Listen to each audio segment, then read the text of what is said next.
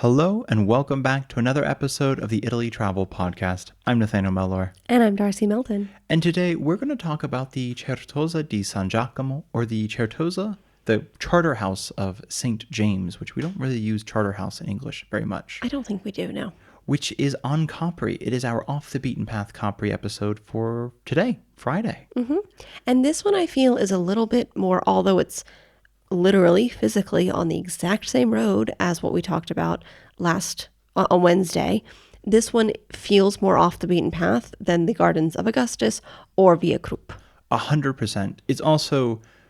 It can be a struggle to find off the beaten path things in places like Capri, but that was when we did, I think 2 weeks ago, we even talked about Florence for the same reason, because we realized so many of you are going to these famous places, and obviously you want to see the famous things, but when you're there, especially if you're there for a few days or a few nights, you might want to say, like, okay, what else can we do, maybe with slightly fewer people. Mm-hmm. And as always, we've mentioned with some of these beaten path episodes, or off the beaten path episodes rather, while they might not be great for your only one day in that place, they are great for day 2 and day 3. Same thing with Capri. You might go to Via Krupp, you might go to Gardens of Augustus if you only have one day, but it can be hard to prioritize those two things over simply being in Capri, mm-hmm. or exploring or going to the beach, or if you're going to the Blue Grotto and making that your thing, it obviously makes perfect sense to prioritize, spending 2 hours in a boat just to see that and not necessarily worrying about anything else.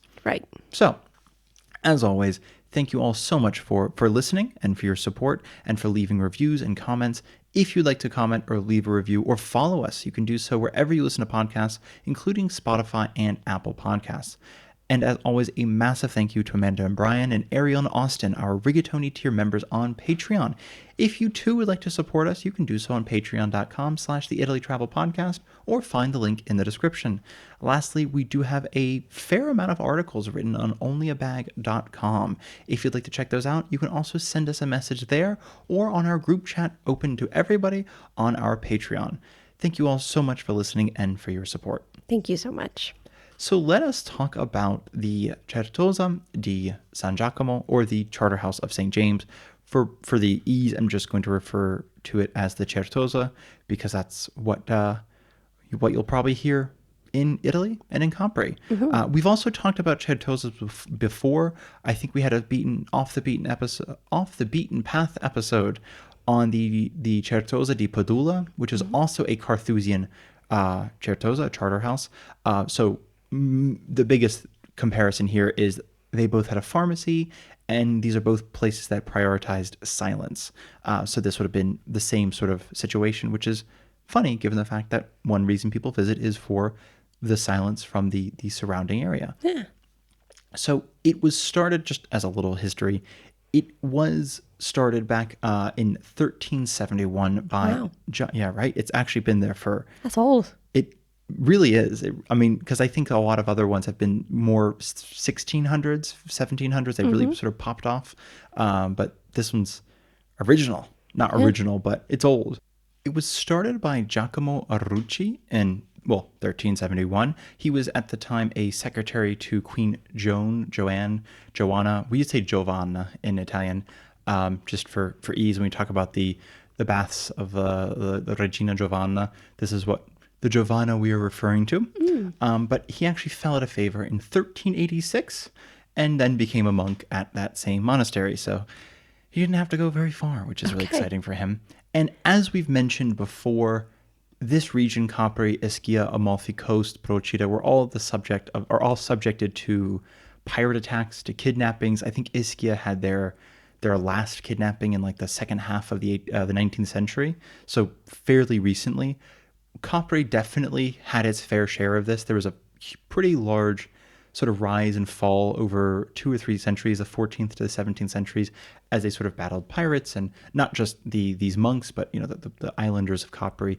But they did kind of come out remarkably okay. Like while there was some destruction of the Certosa over the years, they then ended up rebuilding anytime, sometimes even expanding beyond the original floor plan, which is what you see today. It's actually much bigger than when it started, which is just simply to say that it's exciting that it's not like some of these other places where it was raided one time and then fell into disrepair, and now we have this sort of vague idea of what it would have looked like. We Right. have a pretty concrete idea of what it looks like, given the fact that it's in more or less one piece. But because of Queen Giovanna, the monastery was actually granted pretty extensive privileges, including a massive amount of land in Capri. They owned like a ton of land in Capri. More than what exists today?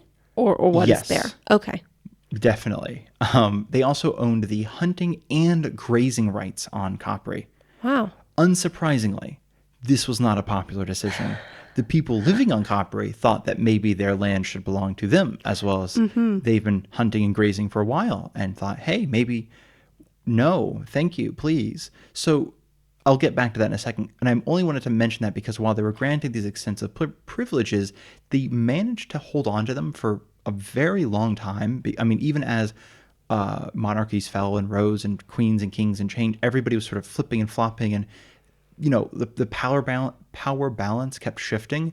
They managed to kind of maintain a hold on the island, and some people think it's a good thing. Some people think it's a negative thing because it might have sort of caused more problems than it helped. But some people also think that nobody wanted to offend God, mostly, so nobody wanted to sort of kick out the monks. They just wanted to leave them be, and so the island was kind of, in a certain sense, it went okay. Like it went through the turbulent years of Naples without much of an issue. Interesting. However, 1656, Okay. islanders are getting really annoyed, right, at these monks, mainly because the plague has hit Capri. Oh, yeah. The monks who owned a pharmacy, as I mentioned in the beginning, they are Carthusian. They have a pharmacy. They heal people. They sell things. They decided, not anymore. We're going to close the doors. We're going to bar ourselves inside. You guys are on your own. Good luck out there. By the way, we still owe the land and the grazing rights and the hunting rights. Oh, that's awful. I know. The Caprese, the people of Capri, Caprese with an I at the end, decided to retaliate by throwing plague corpses over the wall in hopes to infect and kill them. Okay. So they had a contentious relationship, to say the least, rather. I would say throwing bodies, abandoning people in perhaps the greatest time of need. Yes. Real bad. And then to retaliate by throwing infected with Just the plague straight corpses chemical warfare. just over the wall. That's intense. That's what they were getting up to. And Understandable, to be honest. oh yeah, no, mid Intense. 1700s, they were not having it. They were furious, and that didn't like kill all the monks. They were still there. Okay. It wasn't until 1808 where I'm calling him Joachim because his name is Jacquino Murat, but he's French. His name's Joachim Murat or Murat. He was a short-lived king of Naples, basically Napoleon Bonaparte's sort of a general in his army. Kind of was placed as king, but Okay. in name only. Napoleon was sort of emperor, so Got it. under really Napoleon, the monks were sort of kicked out, and then it was the end of a Carthusian monastery. I believe the same thing happened with the Certosa di Padula, as we mentioned. Bonaparte was really sort of over this whole monastery business. He was like, let's just knock it off, no more. Instead, Was he kind of against religion, or is that something I made up in my mind? great question. Okay. Super question. Sorry, I didn't mean to Haven't interject the that there. slightest. I know he did mix things up a bit in terms of not being pro monasteries and things like that. So And I wish I knew more about him. He's somebody that I think everybody should know about. And somehow in all of my high school classes, I know. I vaguely remember his name. And then he was at one point, exiled Yeah, to somewhere off the coast of Italy, actually. exactly. Weirdly Actually, enough. perhaps we will do an episode on that. Yeah, And that'd learn be all fun. about it. So please continue. You're not learning about Napoleon today, guys. I'm sorry. So after basically it was they were all kicked out. It was then turned into a barracks for soldiers, and then in 1868 that was in 1815. Okay. And it was for about 50 years. It was barracks for soldiers, and then between Oh, that's a long time. Yeah. Wow, okay. Between 1868 and 1898, it was then used as a kind of a quasi prison for Mm-hmm. both soldiers who had misbehaved and anarchists, because nothing says Okay. the proper prison mixings like soldiers and anarchists. This is kind of also at the point where it sort of dies as a place that's being used. Basically, it had various uses over those years post or from 1900 onwards. It had various uses. People used it for here and there, but not fully. not totally keeping it up, and not in a way that was, I guess, like protecting it, if that makes sense. And then, of course, after World War II, total disarray. The brand new country, the Republic of Italy, did not have money to sort of, I guess, keep up every architectural and archaeological site.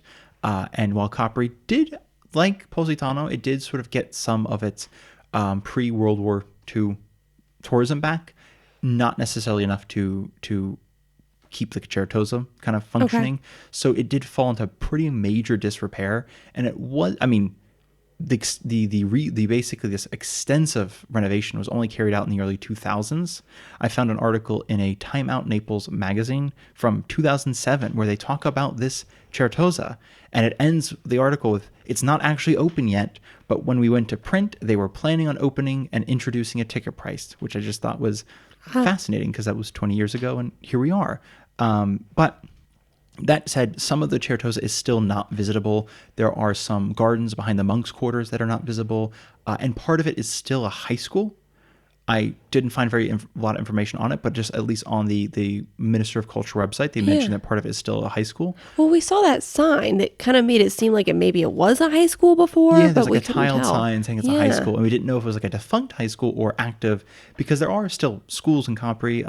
We walked past like an elementary school, so this could be very much the high school, which would be right in the middle of town. It's a beautiful high school. Also, yeah, what a wild place to have a high school. What was a monastery, and then a prison, essentially, and then now a high school. And also has a great view. Yeah. Wow. So what do you come to there? Like, what would you come to see is always, I think, a very valid question, especially because there's also so much to see on Capri, and most people go for a day trip. The biggest thing I think would probably be the peace and quiet, which is not something to see. I guess it's something to experience. But when we were there, it was like, I think it was August 14th, 13th. Just a few days ago. Can't remember. I've lost track of time. But it was like mid-August, just to give y'all an idea of crowds of people, massive day trips. I mean, a ton. Every ferry felt like it was filled to the brim with people coming out for day trips. Obviously incredibly hot. We waited in line for a taxi for about 45 minutes. The line for the funicular was absolutely insane. It was just a madhouse. And of course, the Certosa is like, we thought it'd be, people, like not tons of people, but some people. Well, for a reference, so as we talked about in Wednesday's episode, there is the Gardens of Augustus and Via Krupp. And I think the Gardens of Augustus, they are a good barometer, essentially. They're right next to the Certosa.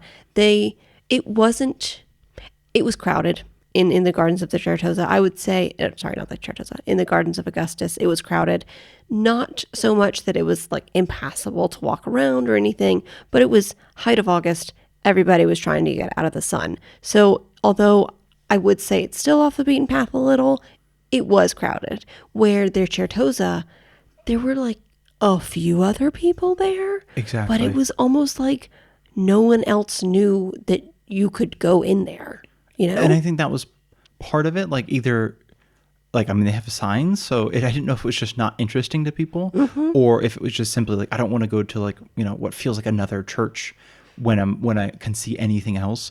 And I'll get into that actually in a second, because it's not just obviously the sort of religious part. There's plenty of other parts of the Certosa, other exhibitions, but it has the cloisters, which is the old place you'd kind of walk in meditation in silence.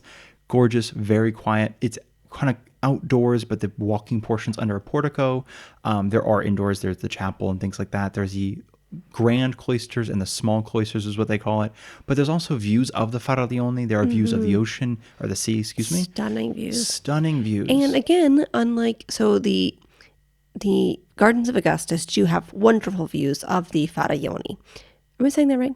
I think Faraglioni, yeah.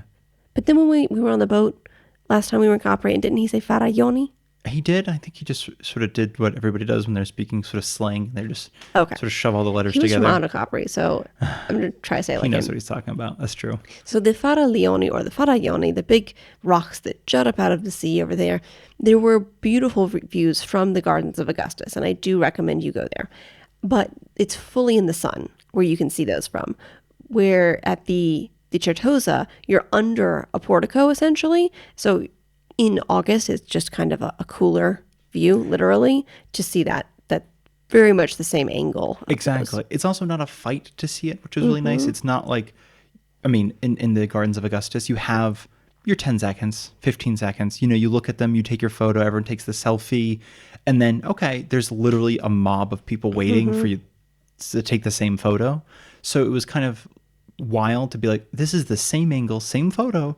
No one is here. No one's here. So if you are actually interested in photography, I'd highly recommend this. If you're interested in painting or something, you would actually need permission to do it, though that is not, I imagine, too difficult to get because they're pretty... It's not that difficult to get because it is I was going to say a municipal, but it's... The Minister of Culture, the Ministry of Culture, rather, runs it as a site, and they're pretty giving with permission to do things. You do have to write them formally ahead of time. You can't just show up with, a bunch of oil paints or something and say, hey, I'd like to paint today. But they are big on sort of like, yes, please use our locations, please. So that is something, if you are just looking for a little bit of peace, a little bit of quiet, something just out of the sun, but also it is encouraged that you are silent there. Again, like a lot of Carthusian monasteries do encourage silence. They can't really enforce it necessarily, but they do strongly ask that you are quiet or silent in sort of a reverence to the monks who used to be there living in silence. So that's even kind of nice because you have like again, there's no real cars on Capri, especially these walking paths. There are some little small vehicles that are getting luggage, or they're sort of delivery vans, like these really mini delivery vans.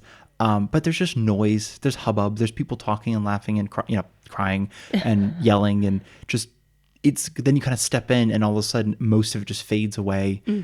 Especially when you're inside, you're just behind these walls. It's cool and it's just peace. So it's really quite beautiful.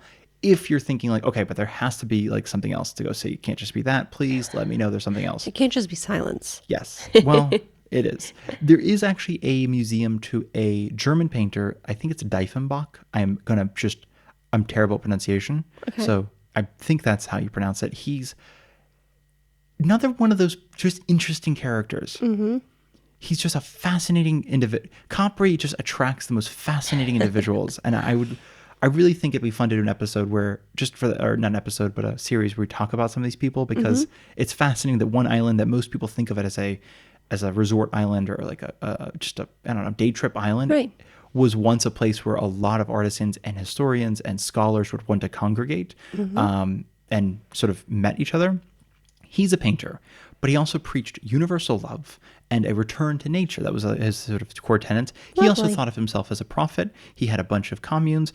He got kicked out of the cities in which he started said communes. Okay, I said lovely, and now it's kind of going cult leader. Right. It goes cult leader real quick. Okay. Real quick. I was there just looking at the paintings. I was not paying attention to who this person was. And that was the thing, is he had he has a whole thing about some of his I guess tenets, because it was sort of a bit industrial age. So he's kind of like, let's pause on the industrial revolution and return to nature.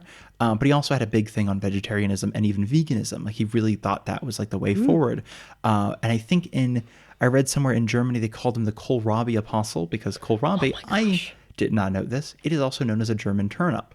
In the States where you get it, it's just called kohlrabi. And he sort of, he's like, yeah, of course. I eat cucumber and bread and kohlrabi and like 2 other things. And that was it. So it's a fascinating guy, but his paintings are all there and they're really dark, sort of evocative. He's a German symbolist painter, but I think just he didn't paint symbols. It's just his work had a lot of meaning to them. But it's a very almost sometimes uncanny, or sometimes a little eerie, or sometimes a little uncomfortable, his paintings. But it's very much worth it. I think since 1974, even when the Certosa wasn't open itself, they had a museum attached to it that was for his work, because I think he died in 1911, something like that. But because he died on Capri and he'd painted a lot on Capri, they sort of end up dedicating this to him, sort of popularizing part of it. Not primarily, but certainly helping popularize it with his paintings.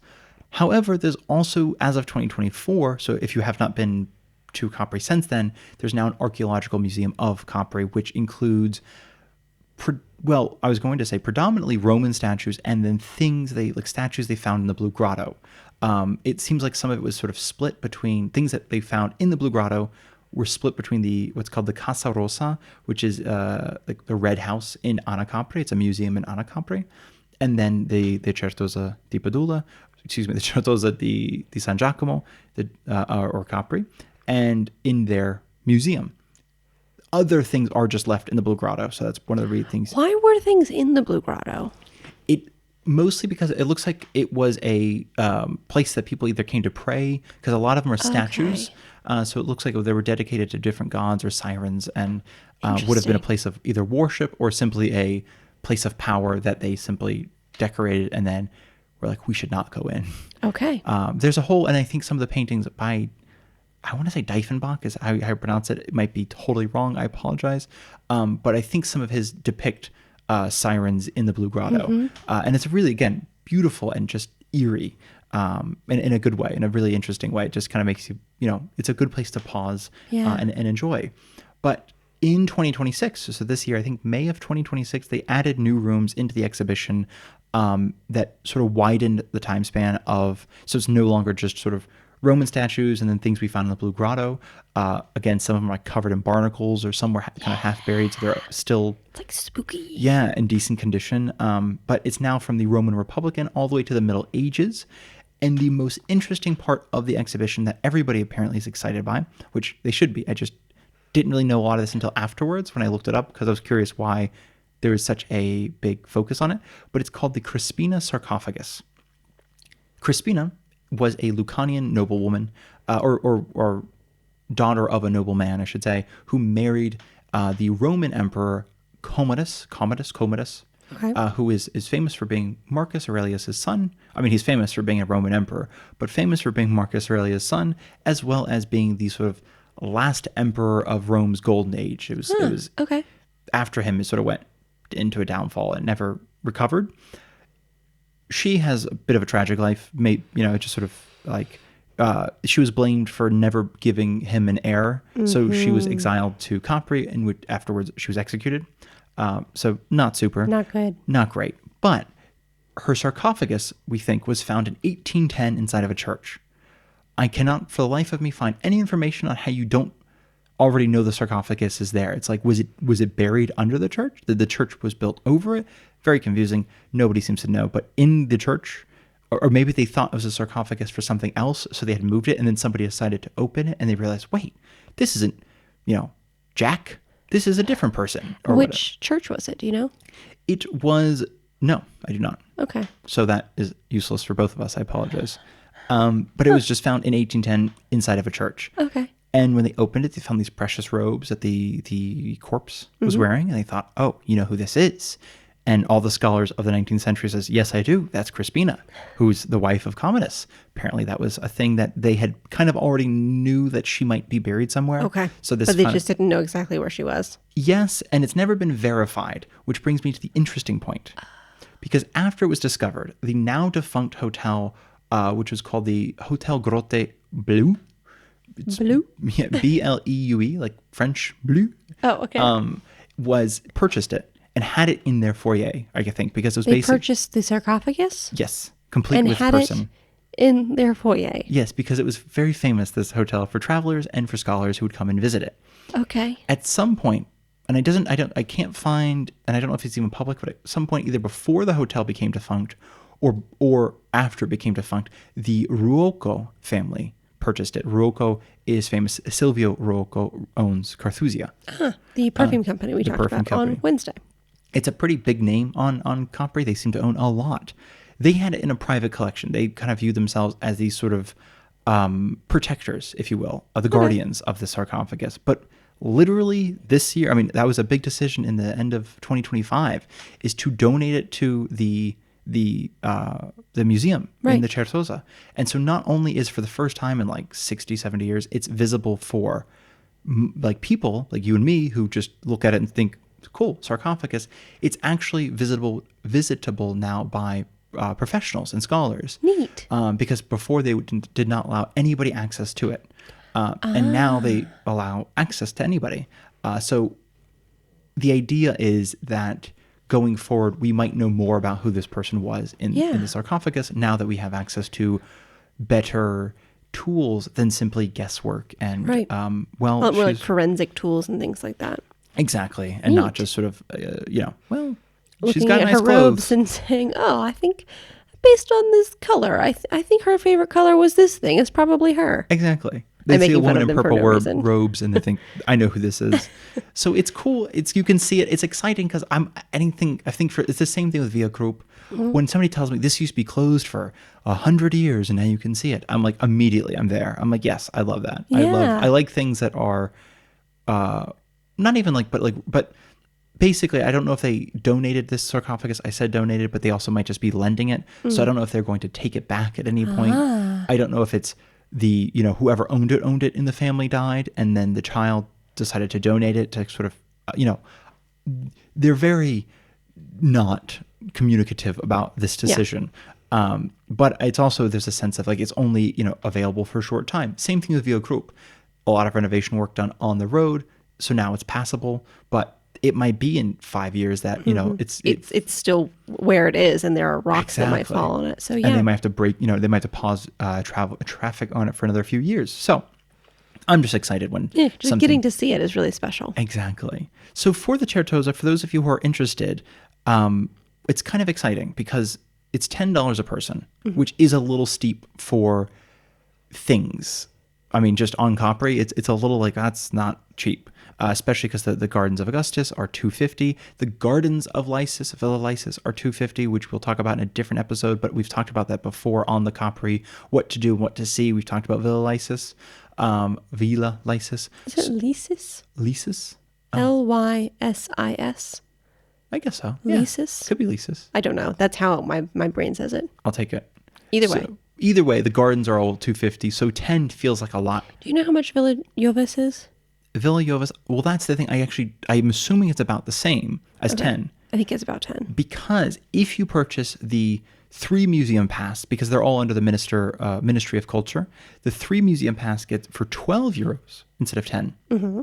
Gets you access to the Certosa, Villa Jovis, and Casa Rosa, which is the museum on Ana Capri, which again, they're attached. They're not different islands. Just quick note, on the island of Capri, there are 2 towns, Capri and Ana Capri. Ana Capri is slightly higher in elevation, and there are lots of people who live there. It's mainly residential versus the town of Capri, which has a lot of tourism stuff. Exactly. That's a good way to think of it. Yes. And there's things to do on Ana Capri. Definitely go visit. Absolutely. But it's hard if you're, again, doing a day trip. We have struggled. We still have not visited, in the 2 times we've been to Capri recently, we have not visited Ana Capri because by the time you get out there and you're trying to see things like the Certosa and all these other places, where like the day's done and we still haven't found the hour or whatever it is to get over there, explore, and come back. Right. But for 12, it's Certosa, Jovis, and Casa Rosa. And then for 15, it's all of those plus the Blue Grotto. Wow. This is not as far as I can tell, this is not the ticket price to get to the Blue Grotto. This is not the payment for the boatman to take you under the little archway. This is simply the ticket price itself. So the Blue Grotto has a ticket price of, I think, €6 normally, and then you pay another €6 for the boat guy to take you under. I'm sure they have a name. Boat guy is definitely not it, but to take you under the little archway. So it becomes a €12 ticket, quote unquote, in total. Okay. Plus the cost of getting there from the Marina. Exactly. Grande. Marina Grande. But this at least is a €3 ticket price you can just kind of add on. So when you asked how much was Villa Jovis, I believe they do a similar structure. It's 10 for 1, but as soon as you want to see 2 things, that's a really good deal. It becomes incredibly affordable. They don't seem to have any family discounts, I can tell, but you should definitely look just in case. It seems like it's either you're under the age of 25, then it's, I think, you have to be under 25 and EU, EU resident, then it's only €2 per person. Or I believe kids are free. I think that's under 12, if I'm not mistaken. But these are good for a month. So once you purchase it, it's good for 1 month. So if you are planning on 2 days in Capri, or even 3, one ticket. That's the thing. If you're staying for a couple of nights in Capri, to get that group, like the several places ticket, is such a deal because it's not for 1 day. So you can see even if you're doing the Blue Grotto separately, or I mean, you could tack it on, of course, but Villa Jovis, the Certosa, and then the Casa Rossa. That's a great deal. It's also too, for those of you who are not going to stay on Capri, but might actually do 2-day trips, two back-to-back sort of ferry trips or something. You can just do it like that instead. You can take the totally ferry, see one thing like Villa Jovis, come back, spend the night in Naples, and then or in Sorrento, and then do the same thing the next day and go somewhere else. Yeah, absolutely. So it quickly becomes affordable, if that makes sense, and it's something I wish I knew ahead of time. But it's hard because the Villa Jovis is like a 40-minute walk from the center of town. Most of it is uphill. Almost all of it is uphill. The Certosa is like a 6-minute walk. Yes. 8-minute walk from the center of town downhill. So, if you had to go from Certosa to Villa Jovis, you're walking 48 minutes uphill. Yeah. So it's a bit like it's one or the other. But the Certosa I really do highly recommend, especially after lunch, especially after lunch in the summer. Yes. Heat of the day. If you're looking for a place there's to kind of like, before you go comatose from your lunch, you know, to sort of just languidly stroll through. Yeah. It's cool and quiet and just really, really beautiful. It's honestly a perfect sort of off the beaten path place. And then of course you can jump back when you're done. If you're not trying to make an afternoon of it, it takes about 30 minutes to see everything, maybe a little longer if you wanted to really hang back and look at paintings. Right now there's a painting exhibition of, I think, paintings by artists who lived or visited Capri. And they do tend to have these rotating exhibitions. This one's going to be on for a while, though, I think until either late this year or next year. Okay, cool. But you can check their schedule. They have different like exhibitions to draw people in. They also have different events. I think they sometimes have concerts there. We will put a link to their website. So it just seems like they're really trying to use the space and bring people in there. And it's wild to me that more people weren't visiting because it really is so centrally located. Absolutely. So, I mean, hot tip, go soon because maybe it's going to get crowded. It really, it's such genuinely, a spectacular spot. It might be once people find out that nobody else is visiting. It's kind of, again, a perfect place in the afternoon, especially. It might be somewhere that it's the overcrowded Certosa. Right. So that has been the Certosa di San Giacomo. Yeah. I hope that it was at least interesting, if not outright just a knee slapper. A knee slapper. Well, I don't know if it's funny, but I found it fascinating when I was reading it. Yeah. The corpse thing, I was just like, that sounds properly Southern Italian. Yeah, that sounds that's like wild. Very. If we're gonna die, you're gonna die with us. This the sort of spite I know and love down here. That is something. That is something. That has been the Certosa di San Giacomo of Capri. Thank you, Nathaniel. That was great, and it was beautiful to see. So I highly recommend it. Thank you all so much for listening. Thanks for listening. Tanti abbracci.